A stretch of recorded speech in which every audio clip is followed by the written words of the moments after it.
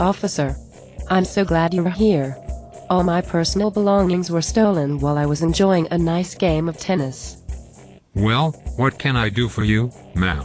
What can you do for me? We can start by getting my personal information so I can at least get my license to get home on. After all, as soon as I pull out on the street, there will be a license check and I'll be given a ticket, which will end up costing me a lot of money that I don't have. Let me save you time and worry here, ma'am. I'm not supposed to let you in on this, but you don't need a license to travel home in your automobile. Notice I said travel and not operate. Travel and operate. Is there really a difference in the two? I mean, I'm traveling while in the car. What's the difference? I'll tell you the difference. Traveling is a right you have by nature of birth. God said, go. He didn't say how, right? When you operate a vehicle, it is a form of commerce indicating that you're charging a fare for passengers or moving freight for a corporation of some type. Can you see the difference, ma'am? I'm starting to see the difference. Could you explain a little more, please?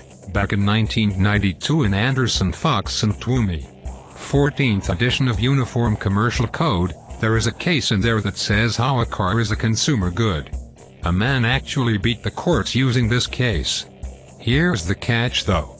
The minute you put insurance on it, it becomes business property and no longer is it a consumer good.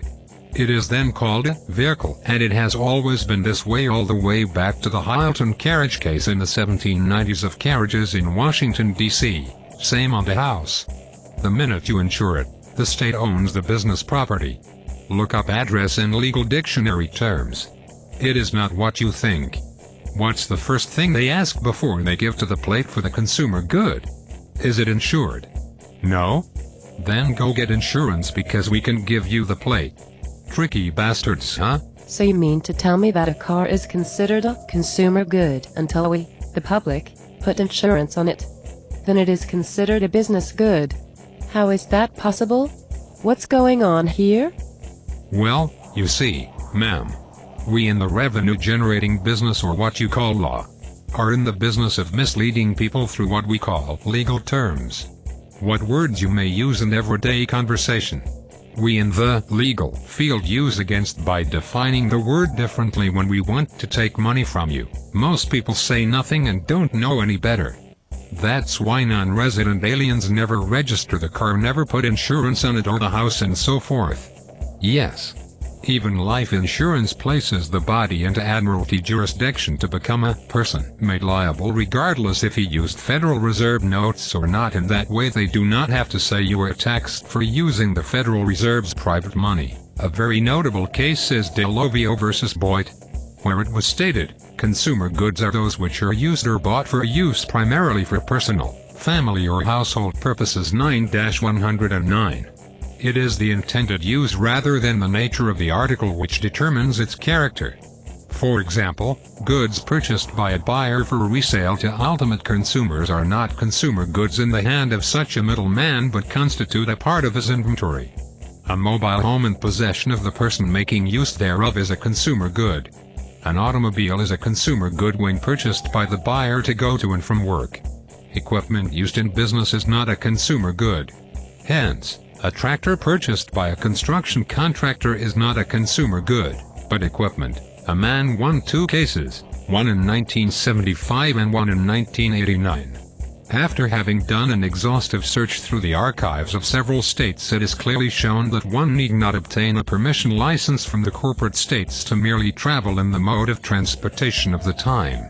The key terms in all motor vehicle laws are vehicle, motor vehicle, passenger, transportation, operator, carrier, all having to do with commercial aspects involved using the highways for making a gain in business and not for travel. Some states, as for instance New Jersey, is very clear in their Title 39 annotated motor vehicle law that one is accepted from the entire Title 39 as stated in 39(3)(1), which I will quote to you now. Certain vehicles accepted from Chapter automobile fire engines and such self-propelling vehicles as are used neither for the conveyance of persons for hire, pleasure, or business, nor for the transportation of freights, such as steam road rollers and traction engines are accepted from the provisions of this chapter. This means the entire MV statutes including driver license et al. See Title 18 Infra at PG 28. In researching vehicle laws in New Jersey back to 1890, before automobiles were used, one need only to read the New Jersey Title Chapter 52 sections in Licenses 40, 52-1A. All vehicles used for the transportation of passengers, baggage, merchandise and goods and chattels of any kind, and the owners and drivers of all such vehicles, need licenses. There you have it all rolled up in a neat ball. All you have to remember is terms are used in law. Words are used outside of law. I'd like to add one final note and drive this point home. The 1890 title on the case in New Jersey, and note it says drive a horse, not ride a horse. How can you drive a horse? This is where words are not used, ride, but the term drive has a different meaning. The legislators gave it to commit highway robbery under law terms. And they hired the cop to perform that highway robbery under Admiralty law so I can collect the booty, which is an Admiralty term for fines collected on land. That states 40, 52-1, 54 states, a provision and an ordinance that no person shall drive a horse attached to a business vehicle without a permit unless he shall have been a resident of the city for 3 months was unlawful, as a discrimination based of length of residence.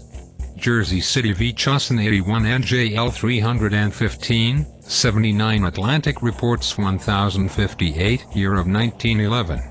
Clearly shows the term vehicle can be a horse-drawn wagon which is replaced by a motor car called a motor vehicle if used to transport passengers and the like mentioned above. You argue words and they destroy you with terms. They look at you and say, another dumb ass bites our dust. We just love these uneducated idiots, laughing all the way to the bank with your money of easy fleecing. That's reality. And why the myth and the reality book was written in 2008. All of this information is brought to you by the informer and is intended for educational uses only. It is not legal advice and should not be construed as such. It is simply to show you how you are being taken by yet another corrupt system by being a 14th Amendment citizen slave. Happy huntings.